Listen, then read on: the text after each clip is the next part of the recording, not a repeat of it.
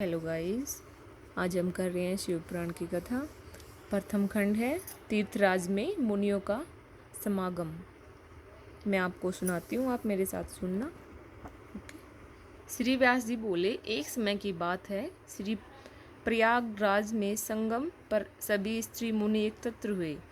उस समय वहाँ सूत जी पधारे। सभी ऋषियों मुनियों ने उठकर उनका स्वागत किया और बैठने के लिए आसन प्रदान किया। सब ने हाथ जोड़कर उनसे निवेदन किया, हे मुनीश्वर, कलयुग में सभी मनुष्य पाप ताप से पीड़ित हैं, होकर सत्कर्म से रहित, परनिंदक, आत्मज्ञानी रहित, नास्तिक, देहाभिमानी, दूसरों की हत्या करने वाले, माता पिता से द्वेष रखने वाले, स्त्रियों के गुलाम हो जाएंगे।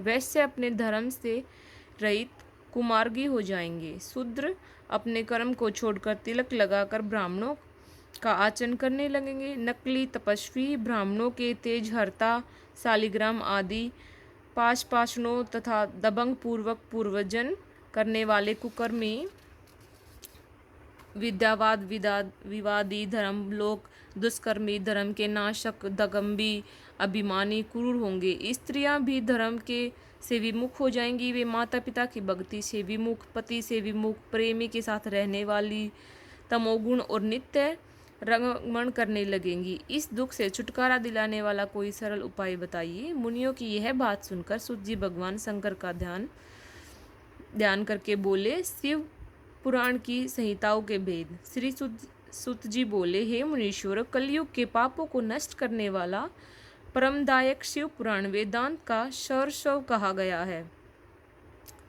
इसके पढ़ने एवं सुनने से मुक्ति मिल जाती है।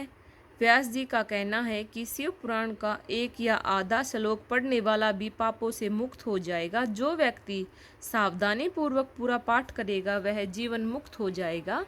इसका आचरण करने वालों को एक एक अवश्यमेव यज्ञ का फल प्राप्त होता है। भगवान शिव ने इसे स्वयं उपनिषद रूपी समुद्र से मंथन करके निकाला, इसलिए जो भी व्यक्ति इसका पान करेगा वह अजर अमर हो जाएगा। इसमें धर्म, अर्थ, मोक्ष, पाप चारों पदार्थों का निवेचन किया गया है, उनकी प्राप्ति का उपाय बताया गया है एवं शिव जी की लीला और सभी ज्ञान विज्ञान का समावेश है। भगवान शिव जी ने पहले इसमें 1,00,000 श्लोक रखे थे। विदेश्वर संहिता, रुद्र संहिता, विनायक संहिता, प्रत्येक में 10-10 हजार श्लोक हैं।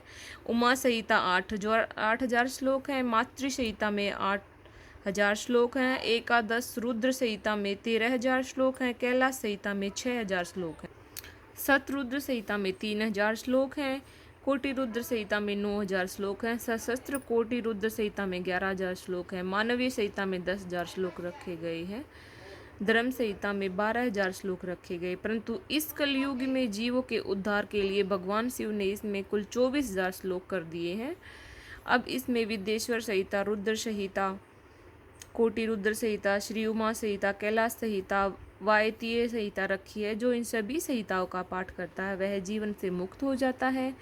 वह समस्त पुराणों में श्रेष्ठ एवं जीवों का कल्याणकारक। ब्रह्मा जी का उपदेश।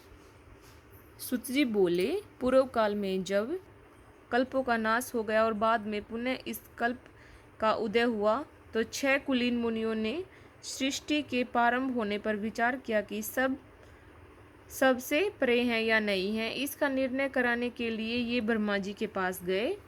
ब्रह्मा जी ने कहा कि जो सर्वप्रथम उत्पन्न हुआ है उसमें मन वाणी की कोई गति नहीं है, तथा जो ब्रह्मा, इंद्र और शिव आदि महाभूतों और इंद्रियों की उत्पत्ति एवं समस्त संसार को पैदा करने वाला है वही सबसे परे है। ऐसे स्वर्ग जगदीश्वर महादेव ही हैं जो भक्ति के द्वारा दर्शन होते हैं। रुद्र आदि देव भी उनके दर्शनों की अभिलाषा रखते हैं। उनकी भक्ति करने से ही उनके प्रसाद की प्राप्ति होती है। जैसे बीज से अंकुर और अंकुर से बीज बनता है। ब्रह्मा जी ने कहा, आप लोग महादेव की प्रसन्नता हेतु एक दीर्घ यज्ञ करिए, जिसमें शिव की कृपा से आपको साध्य और साधन का ज्ञान प्राप्त होगा। मुनियों ने पूछा, हे भगवान, यह साध्य और साधन क्या है? ब्रह्मा जी ने कहा, साध्य शिव पद है और साधन उसकी सेवा करना है। वेद विधि द्वारा उनकी आराधना करने व उनकी प्राप्ति होती है। जो जैसा करता है वैसा ही फल प्राप्त होता है। कान से सुनना, मुंह से कहना तथा मन से मनन करना भी एक महान साधन है, क्योंकि महेश्वर हमेशा सुनने, कीर्तन करने तथा मनन करने योग्य है। इसलिए साध्य तक पहुँचने के लिए साधन पर जुट जाना चाहिए। जो गुरु के द्वारा शिव योग को प्राप्त करना चाहिए, पहले कुछ कलेश उत्पन्न हो जाता है, परंतु बाद में परमानंद की प्राप्ति होती है। मुनियों ने ब्रह्मा जी से पूछा, श्रवण, मनन और कीर्तन क्या है, कैसे किए जाते हैं? ब्रह्मा जी ने उत्तर दिया, ईश्वर के रूप, गुण, नाम और उनकी लीलाओं से उनकी पूजा और जप द्वारा रुचि उत्पन्न करना एवं लगातार युक्तियों सहित अपने मन को उसके सामने करना मनन कहलाता है। पर ब्रह्मा, महादेव जी और शंभु भगवान के नामों को बार बार लेना या जप करना ही कीर्तन कहलाता है। दृढ़ता से भगवान संबंधी शब्दों को कानों में सुनना ही श्रवण है। सत्संग में बैठकर महादेव जी की कृपा से स्मरण और कीर्तन करके उसका मनन करे, वह सर्वोत्तम मनन है। इससे हमारी आत्मा पवित्र होती है। सुत जी बोले, हे मुनियों, मैं इस साधन के बारे में एक प्राचीन इतिहास सुनाता हूँ, उसे तुम सुनो। एक बार सरस्वती के तट पर मेरे गुरुदेव भगवान वेद व्यास जी तप कर रहे थे। वहाँ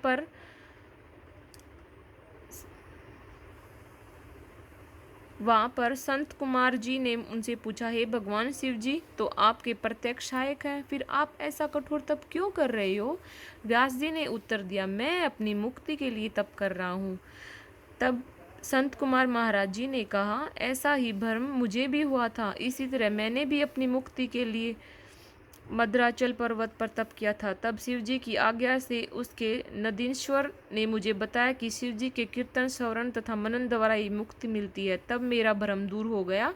अतः व्यास जी, आप भी ऐसा करें। ऐसा कहकर संत कुमार जी चले गए। इस पर ऋषि ने पूछा, जो व्यक्ति श्रवण, कीर्तन और मनन नहीं करता, वह बिना परिवर्तन के किस प्रकार मुक्त हो जाता? कृपया करके हमें बताए।